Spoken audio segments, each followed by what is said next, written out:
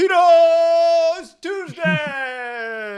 Tito's Tuesday. Tito's Tuesday. This Woo! podcast is sponsored by Tito's, America's number Tito's. one vodka, John. Tito's handmade vodka. What a product. You talked to some scouts around the league, John, as we got ready for this cut down. What do they think of the Niners roster? I had a friend who hit me last night. He's like, who do you like, or who do you think they're going to keep with their backup linebackers? I'm like, I spent a lot of time just kind of focused on the Warner Greenlaw group. And I'm like, what do you mean? He's like, I think a lot of these guys could make 53-man rosters. And the first thing I think about when someone says that is you've done a good job putting together a team. When you have whenever you see a trade, a guy traded today, and it happened with probably like 10, 15 guys all over the league, and the Niners were one of them. That means your guy was more valuable to other teams. They didn't even want to risk him. Like, he was getting claimed on the waiver wire, and that team wanted to ensure for a 6th-round pick, I was getting that guy, right? When the Ravens or the Patriots, whoever, I saw the Giants. Well, if your waiver claim is not in the top 10, good players might not get to you. So to me, when you have tradable players, that speaks to, like, you got a squad. And defensively, I think we question the Niners a little bit, like how good – if you're trading linebackers, that also means, you would have cut that guy. Right. You were prepared to cut him. Right. You weren't going to keep other him, but teams then a value 6th rounder made you change your mind. Yeah, so – and ultimately you didn't keep him either way, right? You would have cut him, but 6th rounder, you just handed him to the team. I think that speaks to – I think the Niners front seven – I saw another tweet today. Now, this was just from like a 49er account, but it said like source – people have been sniffing around the Niners defensive linemen, like some of their backup defensive tackles. Like, they just have a good front seven group. And I do think the one way you overcome, they got a questionable back four. Definitely the corners. They're just not going to be a great cover team. You have a great front seven, you can be a really good defense. And that's what Harbaugh built the team on. And really 2 years ago, Sherman was a really good player. They weren't throwing at Richard because you just went to the other side no matter what, because you'd be crazy not to. But their DBs, like beside Richard, weren't like Jimmy hit you, but Jimmy Ward is not Mr. Cover. They dominated the front seven. So if their front seven is good as the league thinks it is, I think their defense could be pretty good. Yeah. that was, I would say for us, even going back to practice several weeks, that was one of the major talking points that we were just having with people on the sidelines was, who are they going to cut? Like, it's going to be very difficult for them on the defensive line. Sudfeld. It's going to be he doesn't play defensive line. Rosen. Who, by the way, got signed. It was on a 53. Looked good the other night. But that's been a talking point for several weeks, even before the preseason game started. I think they've been preparing for this for a while now, knowing they've got players on defense. They got a lot of maneuvering to do. I don't know. Maybe it was nothing. I saw some of the Niners beat writers tweeting at the Niners at like 2:00, like at Niners, you up. Like their roster announcements were taking some time. Could have just been a Wi-Fi issue. I don't know. But maybe it is somewhat representative that they just had some really difficult decisions because they had players before the games even started that they just knew they weren't going to have enough spots for. Which is a good thing. And good teams cut players that other teams want. And that's where you should be year 5, right? You should be year 5, which these two guys have been together, having stuff like that happen. The Chiefs traded an offensive lineman today. The Ravens traded an offensive lineman to the Giants. Like, that shit should happen with good teams. You should have backups, unlike the Raiders, whose backups look terrible. They cut John Brown, John. People want John Brown. Yeah, you should have guys people want. And now I wasn't even trying to take a shot at the Raiders there, but even Raider fans would acknowledge their roster's not very good, right? Their backups are terrible. Their starters, we'll see. But, like, you should have good backups. You have to in the NFL, because especially 17 weeks, right? And maybe it's impossible. If people were calling me about players and I was like, well, this guy's clearly viewed as a 53-man guy. Should we load up on this position and just trim at another position and keep the most 53 level guys?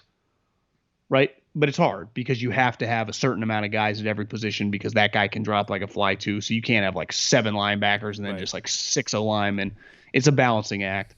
you could argue that the NFL probably could do a better job of rewarding teams that maybe there's like 2 extra spots that if it's a draft pick, you don't have to cut, right? I think stuff like that would be, we've talked forever about like the guy you draft should get more salary slot on the cap, right? So if you extend a quarterback that you've drafted like a Dak, like a Mahomes, shouldn't you get like 15 million free or just something to benefit like, well, you made a great pick, right? You should get credit on that one. Clearly they don't ever capitulate to those demands by maybe no one in the NFL talks like that. It's just us on the outside. It feels like a media thing, but it is a cool talking point.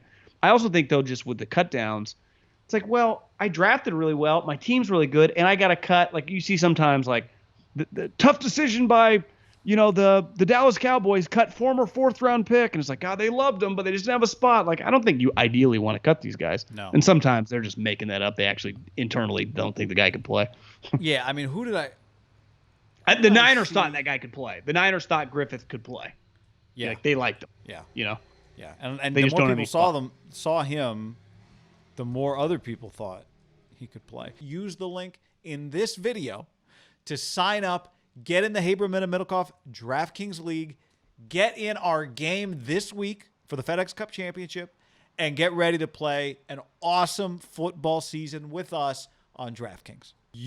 When you go to butcherbox.com/ham, you get 3 pounds of chicken breast, 2 pounds of burgers, 1 pound of hot dog for free right now. New members get the special deal when you sign up at butcherbox.com/ham. Who's going to return punts for the Niners? Ayuk?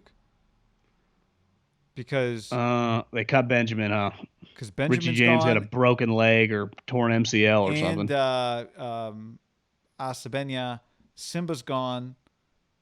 That was me. Lyrics. I am not into putting Brandon Ayuk back there. I disagree with that. Well, maybe but you wouldn't, even if you're going to do it, maybe they add another guy because you wouldn't have 1 punt returner on your team. I think you could. I mean, there's another guy on the team that could do it. That's but if you're the starting punt returner and you are healthy, like you could just be the starting punt returner all season. Like early on, and in fairness, maybe Kyle would say, well, Odell Beckham for the first 3 years of his career returned punts. Deshaun Jackson did. Like if he's our best guy, why not do it? And I'd be like, well, I agree with that in theory. But didn't the Giants and the Eagles want Deshaun Jackson and Odell Beckham back there when they were 23 years old? Yeah. Those guys scored touchdowns from doing that. I know. And if you just had Brandon Ayuk play 16 games, maybe I'd be more open to it. My pushback to Kyle would be never like, have a hammy. I hear you. But I feel like the likelihood of your guy getting clipped in a weird way and then missing a month just feels higher than everyone else. Does all gas, no brakes carry over, or did Saleh take that? Because if you're all gas, no brakes, you put Brandon Ayuk back there and you just put your best foot forward on every play. I feel like all gas, no brakes resonates more when you're an up-and-coming team than like Belichick is just like, yeah, show up on time. We're here to win. Apple, Amazon, all gas, no brakes. That's our slogan. Yeah, all gas, no brakes. It really resonates when you suck. Like, give it all you got. Fucking run through walls. Like, Belichick's like, Max, you got to be here at 6 a.m. See you tomorrow. Here's a question from Josh on YouTube. He says, how often do returners get hurt? Legitimate question. Right? Has there been a study? Has there been a study that returners get hurt like 1.5x of receivers? Because I would do that study. That's a fair. I'm sure the study's been done. That's a fair question. I just think you are just kind of a sitting duck back there if the guy wants to get a penalty, he can just kill you. Would it be nuts if you were the other team, like take him out? I know that makes people uncomfortable, but that's how people talk in the league. And when I say take him out, I just mean like if you get a hit on him, like we'll be cool with the flag. I mean like hit him in the head. I just mean you get a free shot at him. No, you got to take out the body, but I mean you get a 40-yard running start and he's standing there. To me, it's the most vulnerable position in all of sports because at least I always push back. I despise defenseless wide receiver. There's no such thing as a defenseless wide receiver. You're fucking running over the middle. You're not defenseless. You know the guy's there. You are, because you know the guy is there and you are running full speed and you can choose. That's why we call alligator arms, like guys turn it down all the time. You cannot really do anything if you're just standing there flat-footed looking upstairs at the punt and 2 guys are bearing down on you. Would you agree that's way way more defenseless than any wide receiver ever is. I'm not saying you can't get destroyed. Yeah, I mean, yes, I do think there is such a thing as defenseless receiver, though. I mean, if you're just like you're airborne, right? You just not when you're not in a position to protect yourself, you are defenseless, right? Yeah, but you get hit on defense. Like and it's not about preventing you from getting hit. It's just about having a defender recognize it would be so easy to ruin this guy right now, and I just got to go with the textbook. Like, no matter how you hit a guy standing back there, just standing there staring up without the football, that's cheap. And then, well, can you get a penalty, defenseless wide receiver, if I tackle you around the waist or crush you in the waist? I don't. I just assumed you got hit. You just hit them. I'm not just talking about the money shots. It just feels like they're more likely to throw out just an enormous collision, even if it is quote unquote legal. They throw that out a little too much for my liking, though I understand where they're coming from and what they're trying to do to the league. You are truly, truly defenseless standing there as a punt returner. Yeah. Especially if the timing of everything's a little off. So it's like the hang time's perfect and those guys are, not too close and they just get to like hit you in stride. Yeah. I mean, because at least with a wide receiver, when you do get destroyed, you are moving. Like you are not moving. You are standing still. And the guy got a 40, 50-yard head start. Yeah. And they're fast. Yeah. And they're trying to make an impact. AKA Antonio Brown running at you. That's right. Could he do it? I feel like we saw him do it a little bit. Did we see him do it a little bit at camp? A little Sherfield? I don't remember it being much. You know when golfers talk about like, I've just been spending the last couple of weeks of the putting green or the chipping a lot. Couldn't like Sherfield just have him return punts for all week, like just shoot in the jugs machine nonstop. See if you can figure it out. I'd be cool with that. Special teams going the other direction. Yeah, I mean, I that's what I would try to have him be a punt returner. By the way, speaking of the Antonio Brown, I said the other day on the podcast, I couldn't remember who had said that Trent Sherfield looked like Antonio Brown. And then the person who said it heard that and tweeted at me. Jordan Ramirez, full name on the internet. J-Ram said, I'll take my credit now. So, Jordan, it was your call. You nailed it. Very good body comp. The bodies do look. That's a good one. They do look like each other. One other thing well, you can see it sometimes. I was watching the Brewers got a guy. Watching the Giants, you watch him for 13 seconds, and you go, I know that guy's favorite player was Miguel Cabrera. He wears the same number. He looks just like him at the plate. He swings like him. He steps out of the box and walks around like him. Like, it's not an accident he looks like Miggy because I could just tell. Some guys you can tell when you look, like Steph Curry. St. Mary's had this guard a couple years ago named Jordan Ford. Wore 30, wore the Under Armours, walked like him, had the whole deal. Shot, was a really good player. It's just like that guy, his favorite player, Steph. I don't need to check the bio or ask his mom. Right? And I don't know about Trent Sherfield. Feels like he might be a little old to have AB be his favorite player. But, I mean, I don't know. We should ask him. I like talk to him.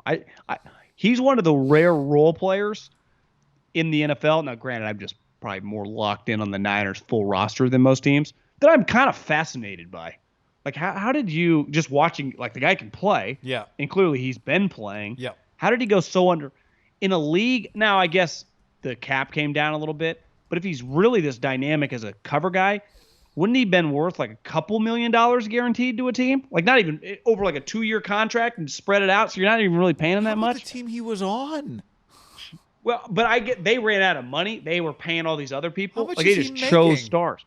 I mean, it's got to be like $1 million. It can't be much. I mean, he went to Vandy. There's got to be some SEC tape on this guy. I know, but he was an undrafted free agent. He'd been there. He'd been on the Cardinals. It's not like he's an undrafted free agent right now, so we're hyping him up. Like, he's been playing in the league, right? Like, he's been 16 games, 15 games, 13 games out of order. He played 50. He missed one game the last 2 years. Had 9 catches. He's going to have 9 catches in the first month of the season. Well, if Trey Lance is the quarterback. Yeah, he's making $9,200 or not $9,200. Whoa. $920,000. You know what they guaranteed him? Nothing? I don't know what. I mean, 200 G's. Okay. But you're telling me that if he's as good as I think he's going to be, and relative to what they're asking, he's not worth like $1 million to teams in the league? Like just solid teams? I wonder if it had to do with I don't know. I don't know what it had to do with. I know I've heard Kyle say that maybe early on in camp when he was killing it, someone asked Kyle at a press conference and he was like, Hightower was banging the drum for him. And now he's like kind of giving him credit. Yeah. A lot of special teams, coaches, no one gives a shit what you say because you're fighting for your guys. You're like, yeah, we're allocating money to the J.J. Watts and to the Dak Prescotts and to the Nick Bosa's. You're just like, we'll worry about the guy we're going to guarantee $200,000-$300,000 last. But remember, they signed him relatively quickly in free agency. Like they isolated him, they gave him some money, and he probably like never made any money. You get $200,000 to guarantee, and they're like, hey, you're going to make the team. He just went in. That's going to be one of the best signings if he's as good as we all think he's going to be for those people that have been around the team. That's an incredible. That's like Farhan's jealous of that move. You got to have a couple of those a year too. If he's good. Yeah.